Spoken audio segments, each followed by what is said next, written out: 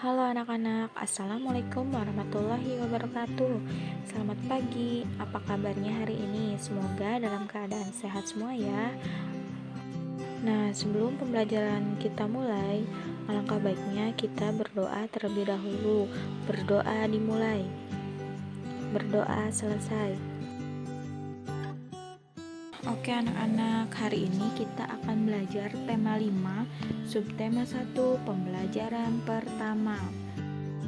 Oke, kita langsung mulai saja ya anak-anak pembelajaran hari ini. Nah, di sini Beni teringat tugas dari gurunya. Nah, tugasnya mengukur panjang benda yang ada di rumah ya anak-anak. Nah, Beni ingin mengukur panjang jam dinding. Berapakah panjang jam dinding ini? Sebutkan alat yang digunakan untuk mengukurnya. Nah, Beni akan mengukur jam dinding menggunakan yang namanya penggaris. Nah, penggaris disebut juga mistar. Pernahkah kamu menggunakan penggaris? Sebutkan benda yang pernah diukur dengan penggaris. Sebutkan satuan ukur yang ada pada penggaris. Nah, contoh benda yang bisa diukur dengan penggaris yaitu pensil, penghapus, pensil warna, atau buku. Nah, satuan penggaris yaitu cm. Nah, cm singkatan dari sentimeter. Itu satuan panjang. Nah, sekarang kita akan belajar tentang alat ukur panjang. Alat ukur panjang ada dua, yaitu alat ukur panjang tidak baku dan alat ukur panjang baku. Nah, apa sih alat ukur panjang baku dan tidak baku? Yuk kita pelajari bersama-sama. Nah, yang pertama itu contohnya ada satuan depa. Nah, satuan depa itu jadi kita rentangkan kedua tangan kita dari ujung jari kanan sampai kiri. Itu namanya satuan depa. Nah, yang kedua itu ada satuan jangka. Itu kita lebarkan telapak tangan kita dari jempol hingga kelingking. Itu namanya satuan jengkal. Yang ketiga ada satuan langkah. Nah, ini sesuai dengan langkah kita ya anak-anak. Nah, yang keempat ada satuan hasta. Nah, dari ujung jari sampai kepada siku kita itu adalah satuan hasta. Bisa untuk mengukur panjang benda.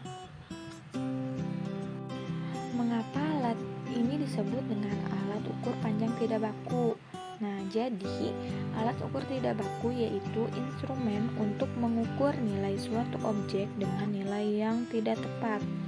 Jadi panjangnya berbeda-beda. Nah, contohnya seperti satuan jengkal.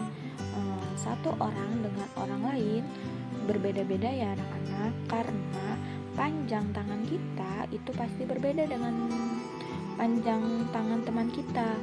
Jadi itu alat ukur yang tidak baku.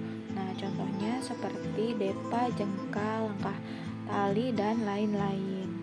Lalu ada alat ukur panjang baku. Nah, satuan baku adalah satuan yang sudah ditetapkan secara internasional. Misalnya, untuk mengukur panjang, satuan internasionalnya adalah meter.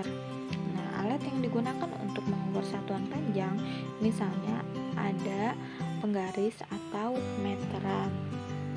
Nah, bisa kita lihat ya anak-anak, di sini ada beberapa contoh alat baku, yaitu di sini ada penggaris atau mistar.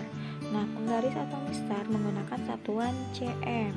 Nah, digunakan untuk mengukur buku, pensil, penghapus, dan lain-lain.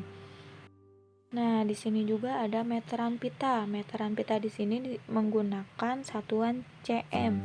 Digunakan untuk mengukur kain bahan baju, biasanya digunakan oleh penjahit. Nah, selanjutnya ada meteran gulung atau roll meter. Nah, di sini satuannya menggunakan cm dan m. Nah, kegunaannya untuk mengukur panjang tanah, pintu, meja, papan tulis, dan tinggi badan. Nah, anak-anak, ada juga jangka sorong. Nah, jangka sorong menggunakan satuan cm dan mm untuk mengukur benda yang berbentuk lingkaran seperti cincin, mur, lingkar jari, pensil, atau kelereng. sekarang kamu sudah dapat mengukur panjang benda di sekitarmu ya. Nah, di sini ada gambar, coba kalian perhatikan. Pilihlah benda yang dapat diukur dengan penggaris. Berikan tanda centang pada gambar berikut. Demikian pembahasan kita di tema 5 subtema 1 pembelajaran pertama. Semoga video pembelajaran ini bermanfaat untuk kita semua.